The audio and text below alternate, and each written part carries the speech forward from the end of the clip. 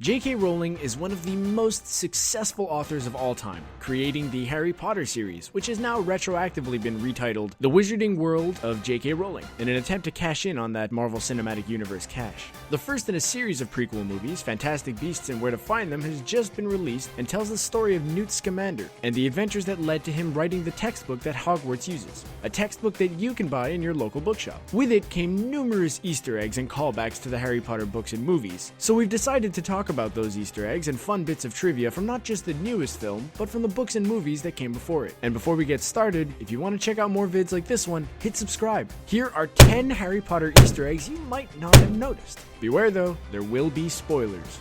Naughty couple. Alfonso Cuarón's Prisoner of Azkaban is wildly different from the rest of the franchise. It was a huge shift in tone from the two previous movies, which were still relatively lighthearted kids' affairs, and was the first of the movies to go for the boring gray color grading the rest of the main series would use from that point on. Despite being a hugely important item in the books, the Marauders Map had its only significant appearance in this movie. The map is a magical item that maps out Hogwarts, all its teachers, students, and even the ghosts. It sees you all the time, whether you want to or not, like in the credits when it catches some students doing something they probably shouldn't be doing.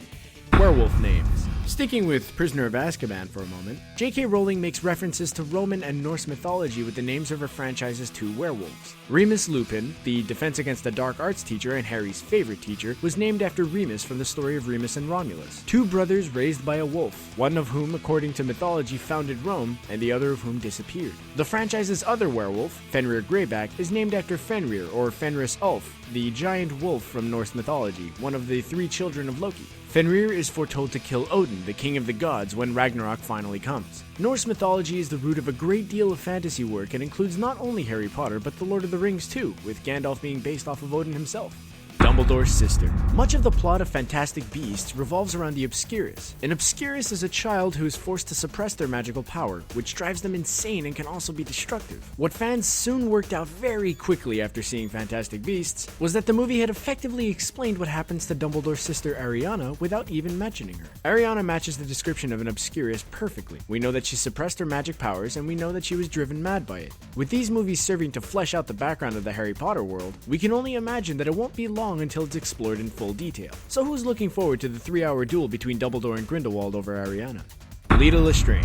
One of the little details included as sequel bait in Fantastic Beasts was the mention of Lita Lestrange. While at this stage we know very little about her, we know that she was involved with Newt Scamander for a number of years, was described as a taker, and we know that she's somehow related to Voldemort's second-in-command, Bellatrix Lestrange. Right now she's pretty much wrapped up in mystery, as she does not appear in the books, nor is she ever even mentioned. What we do know is that she's been confirmed to appear in the sequels, once again played by Zoe Kravitz, and she's most likely going to be an antagonist. After all, she does come from a lineage of dark wizards.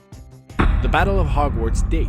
Here's one from the books. While being very disappointing in the film, the book's Battle of Hogwarts was truly epic. Giants, giant spiders, and Buckbeak leading an army of Thestrals, not to mention the house elves fighting. This was truly the best climactic battle. What you might not know, however, is that the Harry Potter books do not actually take place in the modern day. The first book was released in 1997 and in 1998 in America, but was set in 1991. The reason for this isn't completely clear, but it's pretty interesting when you consider that the final battle of the final book takes place in the same year that Harry Potter and the Philosopher's Stone was rebranded and published in America.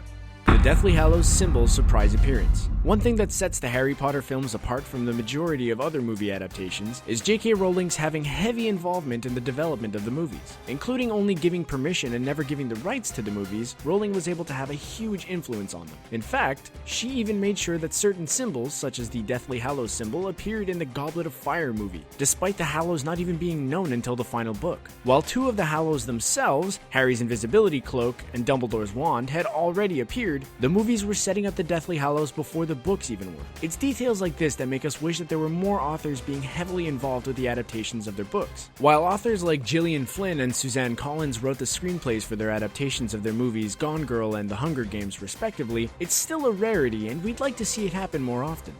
Multiple uses of 7. J.K. Rowling, not unlike Halo developer Bungie, has a real love of the number 7. It's considered a lucky or magic number in many cultures, and the number 7 can be seen all over the Harry Potter universe. In universe, the number 7 actually has magical properties that make magic more powerful, which is why Voldemort chose to make 7 Horcruxes. Not only that, but there are 7 years of school at Hogwarts, 7 players on a Quidditch team, and in the movies, Harry's player number is 7. When Harry Potter and his allies all drank Polyjuice Potion to look like Harry, it resulted in 7 Harry Potters flying around on 7 broomsticks. Not only that, but when kidnapped by Barty Crouch Jr., Alastor Moody was kept in a magic chest that had 7 locks. And of course, we have to mention that the main series of Harry Potter of course features 7 books.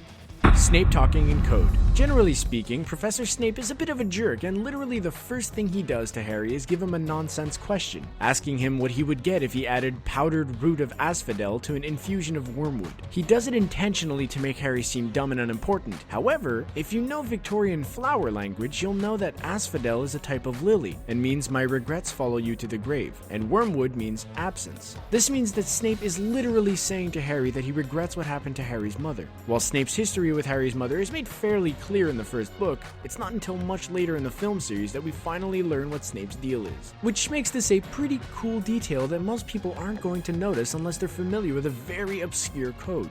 DVD Easter eggs. On the DVD for Harry Potter and the Philosopher's Stone Disc 1, if you move your cursor up to the owl and highlight it, you'll be taken to Harry Potter's letter of acceptance. This alone is a pretty cool Easter egg, but it's not the only one. On Disc 2, one of the ways that you can get to the deleted scenes is to click on the owl on the main menu and perform a series of puzzles going from Diagon Alley, to Gringotts, to Ollivanders, and even to Hogwarts Castle in the Mirror of Erised. This will give you access to the deleted scenes. Of course, if you can't be bothered with that, you can just get it wrong 4 times and you'll get them anyway. DVD Easter eggs are growing less and less common as the years go by, so it's nice to look at some of these old DVDs that still include Easter eggs and minigames.